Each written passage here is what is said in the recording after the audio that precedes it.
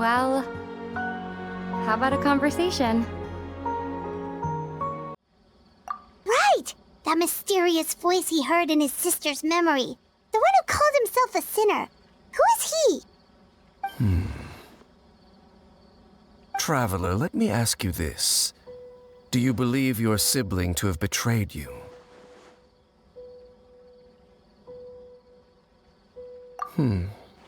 I sense hesitation in your words. After all, you still haven't figured out the whole truth of what happened. There's still hope for the two of you to reconcile. Irreparable damage has not yet been done. The sinner you wish to know about, his situation is different.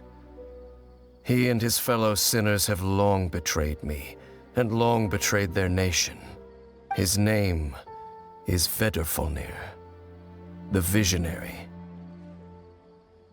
I'm loath to admit it, but he is also my kin, my older brother. Your brother? There were 5 of them, the 5 sinners of Khaenri'ah. The wise, Roptatyr, the visionary, Vedrfolnir, Gold, Rhine-daughter, the foul, Sertologi, and Rehir of Solnari, Rerir. No matter how eroded my memory may become, I will never forget their names. One day, I shall have my vengeance. Wait, some of those names sound really familiar. Rhine-daughter is the one who created Albedo. Sertologi is Skirk's master. And the one we just learned about, Dain's brother, Vedrfolnir. If he was the voice of the sinner, then the one who inspired Clothar to create the Abyss Order was him!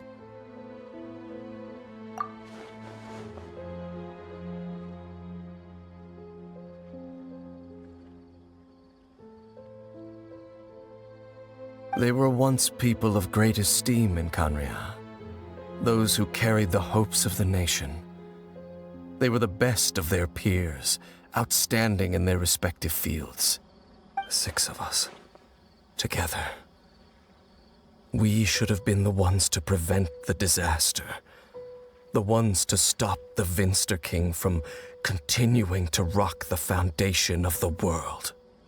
Yet, deep within, the 5 of them craved something more. They could not resist the call of the Abyss, and divided among themselves a power that could destroy the world.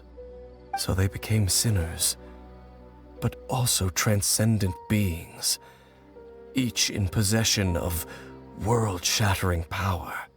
And when the cataclysm occurred, not one of them stood up in defense of their nation.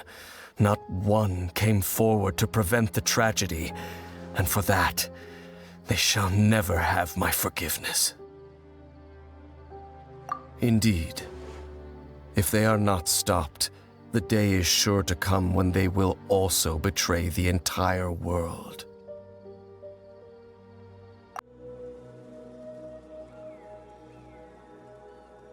Extreme sorrow and pain. Hope and regret coursing through your veins. And a degree of abyssal power that defies comprehension. Father told me that once I possessed all those elements, I would become the Loom of Fate. But despite his intentions for me, I never truly became the Loom of Fate. I was merely used as a means for its construction. As for your question, the Loom of Fate is a device capable of weaving ley lines.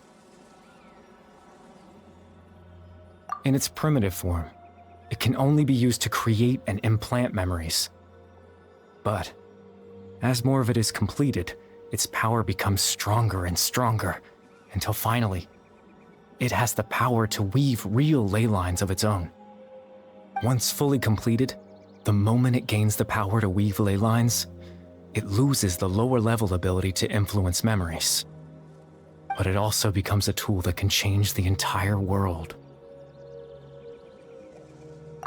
Yes, I have the ability to control the loom in its semi-completed form.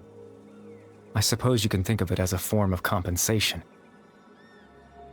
After all, its existence cost me my life. The Loom of Fate has already been completed. Teyvats Ley Lines system is deeply entrenched in the planet. Creating new ley lines can neither replace nor extend the ones that already exist. The Loom of Fate, huh? I still haven't found a way to utilize it to its full potential.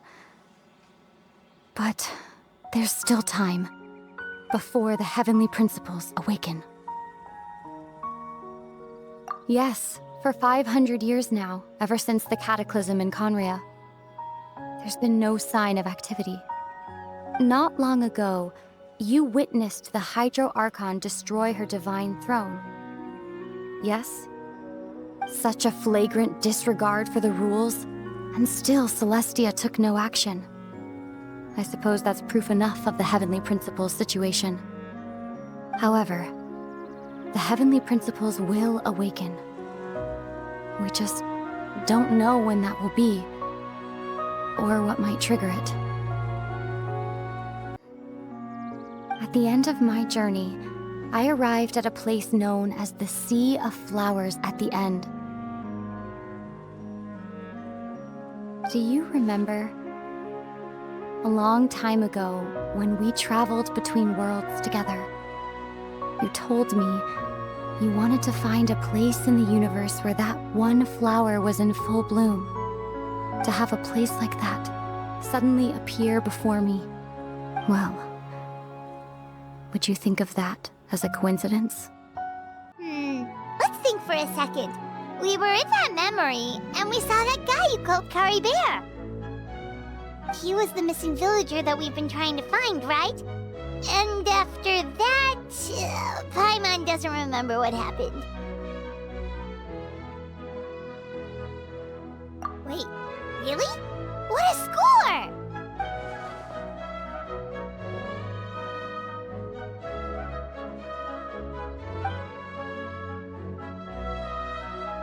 Well, what happened after that?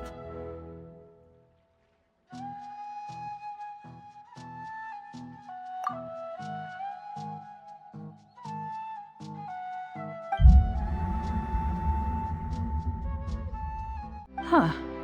Navia? Huh? Oh, you mean... Yep, this is our chance. You know...